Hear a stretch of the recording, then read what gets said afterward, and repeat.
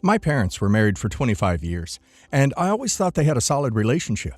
That was until my mom, who was my best friend and the most amazing person I've ever known, discovered that my dad had been having an affair with a woman named Susan.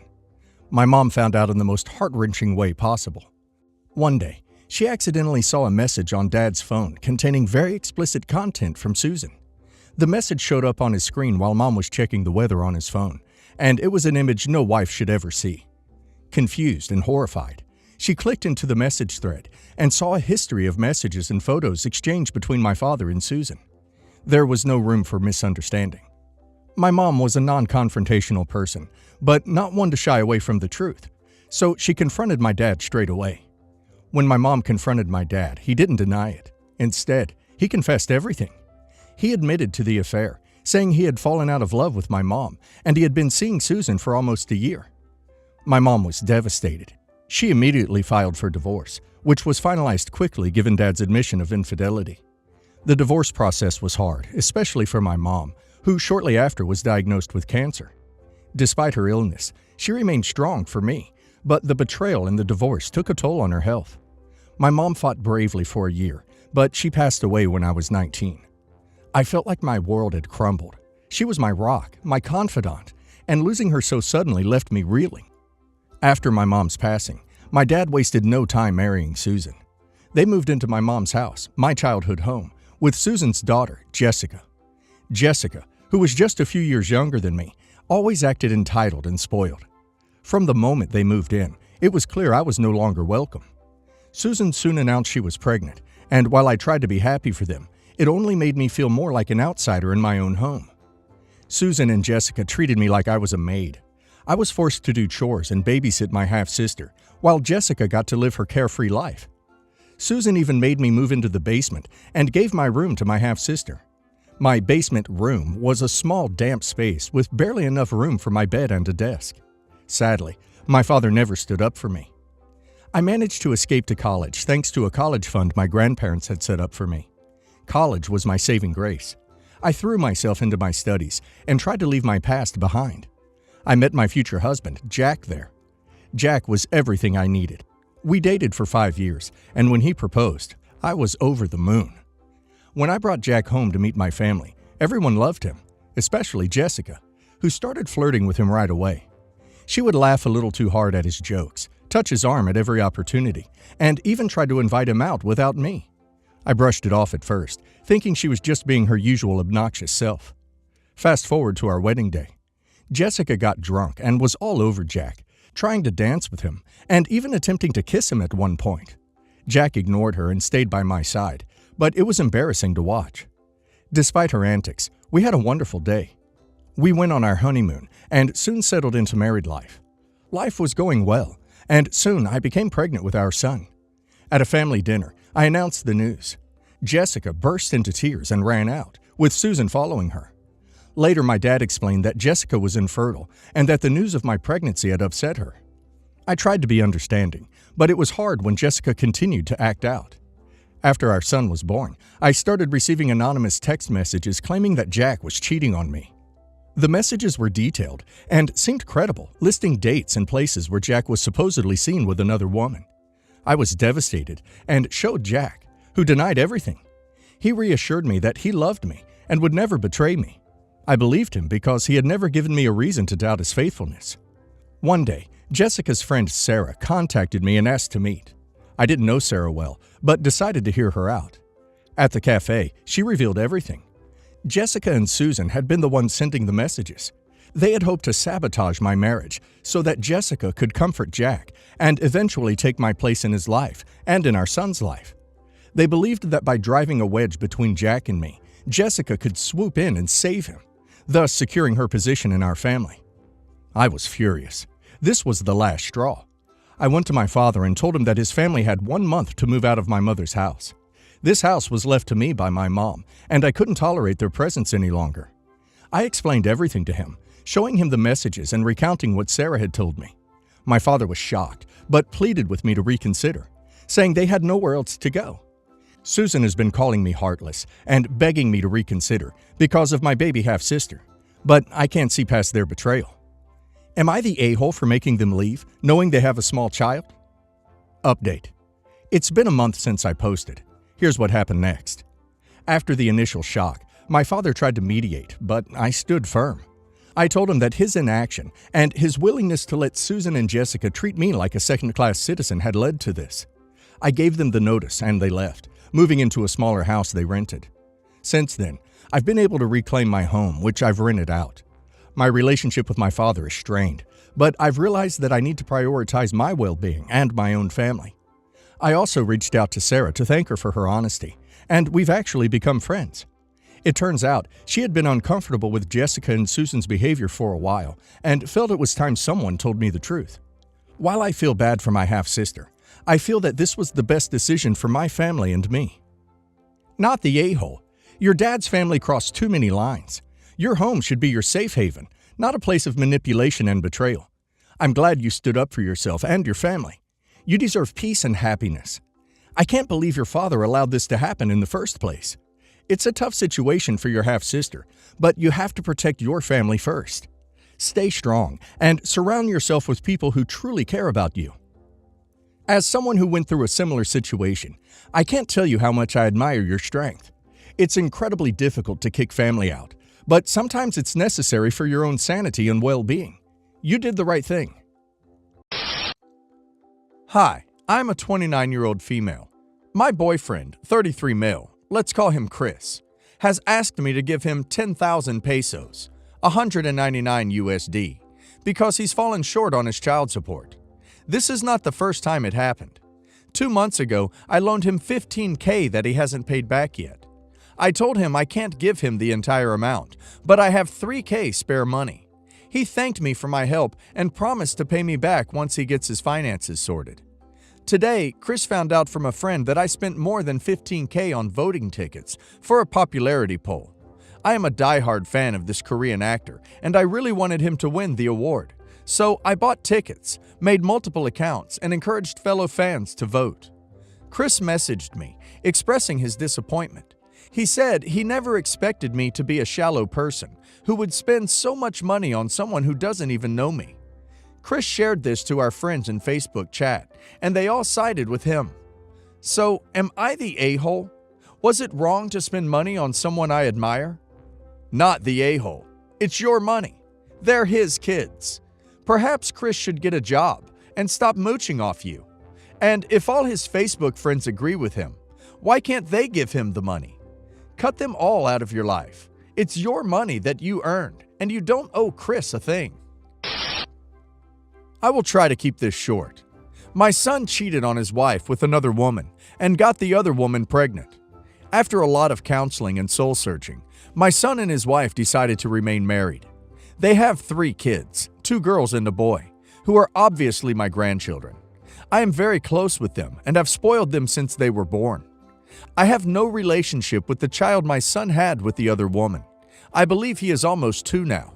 I think it would pain my daughter-in-law, who is like my own daughter. I have known her since she was in her young teens.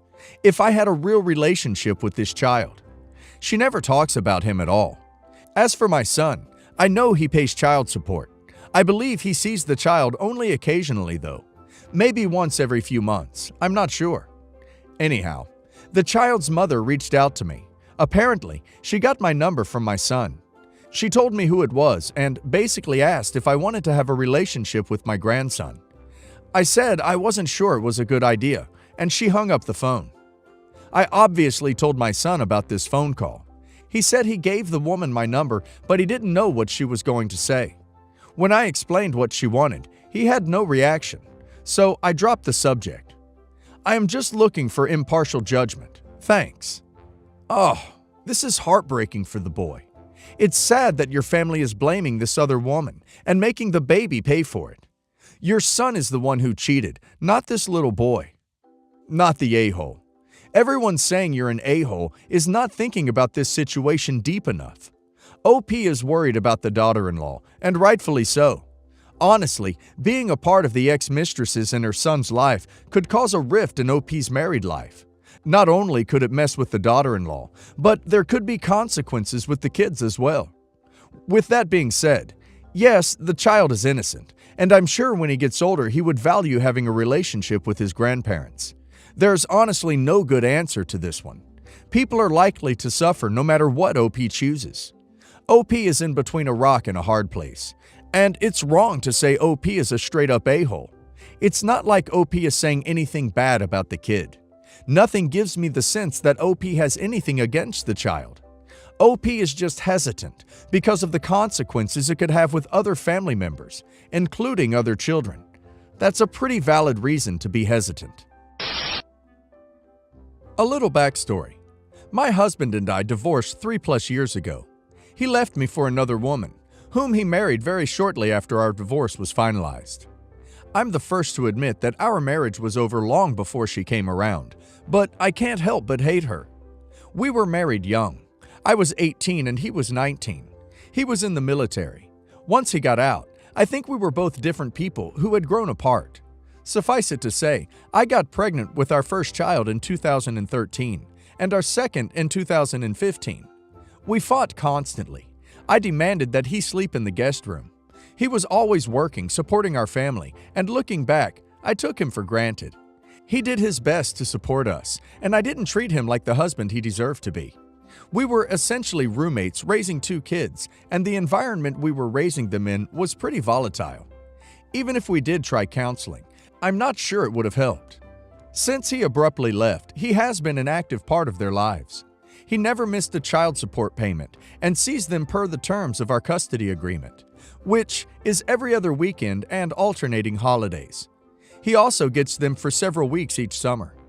The kids love their time at their dad's and love their stepmom as well. They talk about their time there very positively, and I'm happy for that. I'm happy that they have a warm environment, a ton of toys, cute clothes, opportunities to see the world, all with 2 people who seem to genuinely prioritize their marriage and love one another. What I struggle with is I feel like I've been robbed. I look at their life and compare it to my own. I see a woman who my husband left for me. She's tall, beautiful, has the best clothes, has a successful career, and loves my kids. It seems like the 2 of them have the happy, positive relationship I yearned for with my husband at the time. I'm jealous and I'm angry. For Christ's sake, even their 2 dogs are adorable and perfect.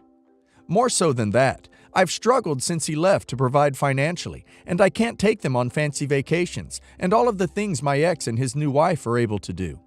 I only have one income, and it's modest. Both of their careers have taken off in the past few years and seem to be doing well for themselves.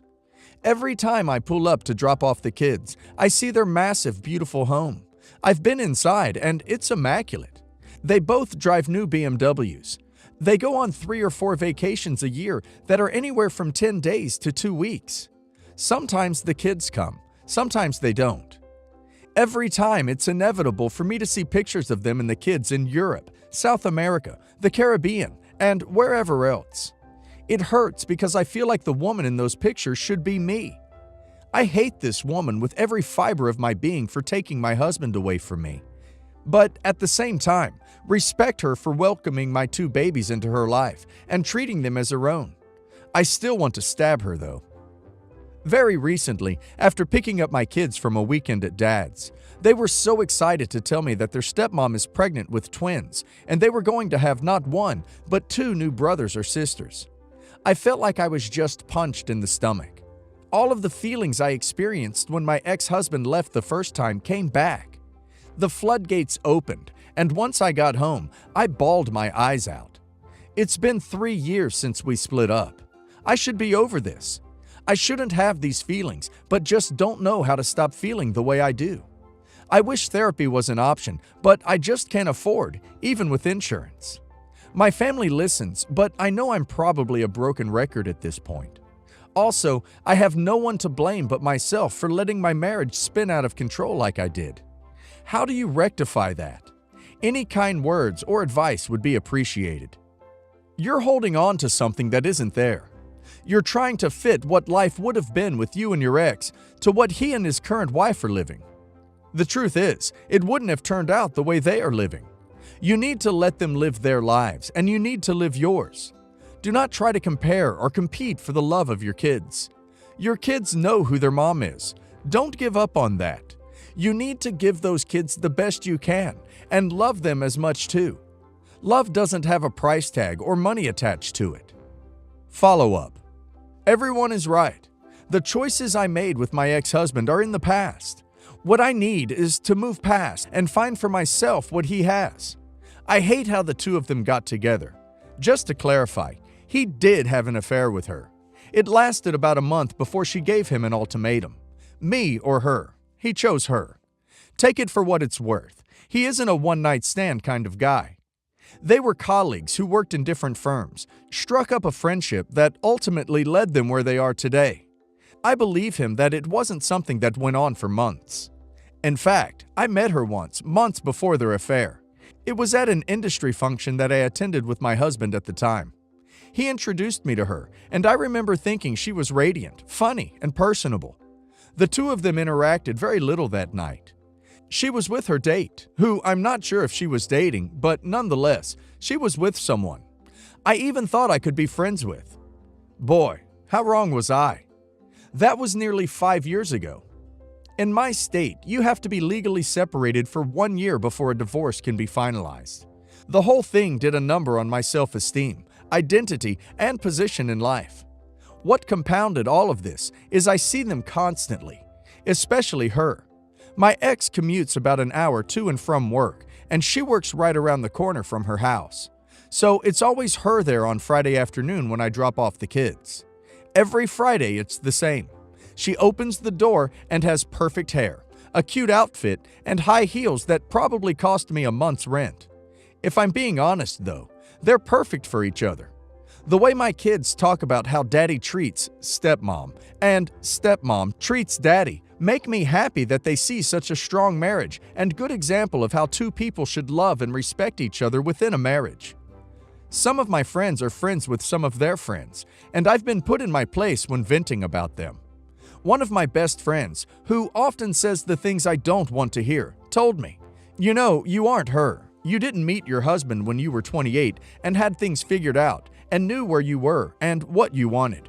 You learned and are where you are at now because of trial and, unfortunately, error." I believe I do a good job at shielding my kids from these emotions. They don't hear me speak ill of either my ex-husband or their stepmom. From what I understand, the two of them reciprocate that respect. We have a simple life, and despite pretty much always being in two households, my oldest wasn't even 2 when my ex left. They are pretty well adjusted. All in all, today serves as my first day in truly trying to compartmentalize and move on from the mistakes of my past. I'm taking some of your advice and am going to seek out affordable therapists who perhaps operate on a sliding scale. It'll be hard and not without its fair share of reoccurring feelings, but I feel empowered after reading all of the things you all wrote. It's time to get back on the proverbial horse and build the life I want rather than ruin the life I lost. To all those who are struggling, I assure you that it gets better. I grew up in an abusive family. First, there was my older brother, 34 male, who bullied me relentlessly. He took my toys, made fun of me, pushed me around, etc. He was the golden child of the family, and my parents never did anything to stop him. Hell, at times they found ways to blame me, saying that if I was somehow nicer to my brother, this wouldn't happen.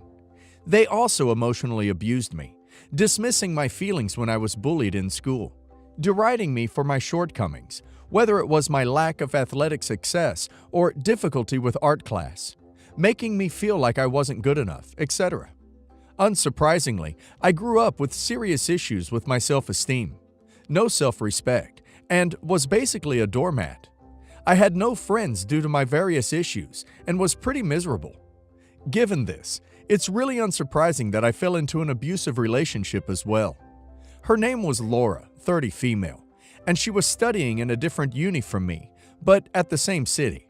We were 19 when we met. She seemed wonderful at first, but the relationship soon turned abusive. She never loved me. She just wanted someone to support and care for her. She cheated on me the entire relationship, and I didn't do anything about it because I was a complete doormat. She was also verbally and emotionally abusive and made me feel like a worthless loser who should be grateful she even talked to me. I married her after uni. I had gotten on a graduate scheme and was making a lot of money. She did nothing. I had enough money for both of us to live comfortably. I also did most of the cooking and cleaning while she just relaxed and did nothing. It was a miserable life. I worked extremely long hours in a high-pressure environment, did everything at home, and endured constant and casual abuse by those around me. I stuck with it because I couldn't see my life getting any better. I didn't think I deserved better. It was my 24th birthday that changed things. Laura made me spend the day driving her and her friends around while they had a day out, acting as a chauffeur for my birthday and hearing them casually badmouth me, making it clear that they did not really care about me. I realized something. If things didn't change, this was all I had to look forward to in life. I found a lawyer and, after going over every detail with him, filed for divorce. I managed to avoid long-term alimony payments by giving Laura a lot of money up front, more than enough to sustain her while she got on her feet independently. Once all that was out of the way, I moved to Sweden, got myself into therapy, and started my own business. Things did not magically get better, of course. They remained hard for a while, but they did improve eventually. Today, I'm living with my fiancé, a literal model and one of the kindest people ever to grace the earth. I have a great group of friends who I know will be there for me through thick and thin. My business is doing well, and I'm living comfortably. 6 years ago, I wouldn't have believed this was possible. Well, it is. Where does karma kick in? Well, recently, Laura and my parents contacted me through my work email. They came to me asking for help, cause they're not doing well. My brother moved back in with my parents, which honestly doesn't surprise me. Problems had been there for a while before I left and cut contact. Turns out, being the golden child makes you ill-prepared for the real world. His entitlement and laziness made it hard for him to hold down a job. Before I left, my dad had found him something with help from a friend. Guess he messed that up too. My parents can't retire due to the burden of supporting him and some bad financial decisions they themselves made in the expectation that I would be able and willing to support them. Like I said, I had a pretty high-paying job before I moved. Laura was doing badly as well. While I gave her enough money to support herself for a while, once that dried up, she was in real trouble. She had slacked off after marrying me, sure she could leech off me forever. She had a 2-2. I'm from the UK, before I moved to Sweden, in art history, from an impressive uni. It's not bad exactly, just not very reputable or well-known, and no work experience. It's unsurprising that she struggled to find a good job. Now with the pandemic, she's doing worse than ever. They came to me, desperate for help. I would like to say I was the bigger man. A part of me honestly wonders whether I should choose to be a better person and help them. But in the end, I can't forget what they did and have chosen to ignore them. I will admit to actually being gleeful at how things turned out. So if you're suffering right now, take it from me. Life gets better, and karma cannot be escaped. I turned my life around. You can too. Why would you help someone who treated you badly? People always assume that because they are family or they are this and that, they are automatically entitled for help. Not true. If you are an a-hole, I don't care who you are, I'm not going to help you out.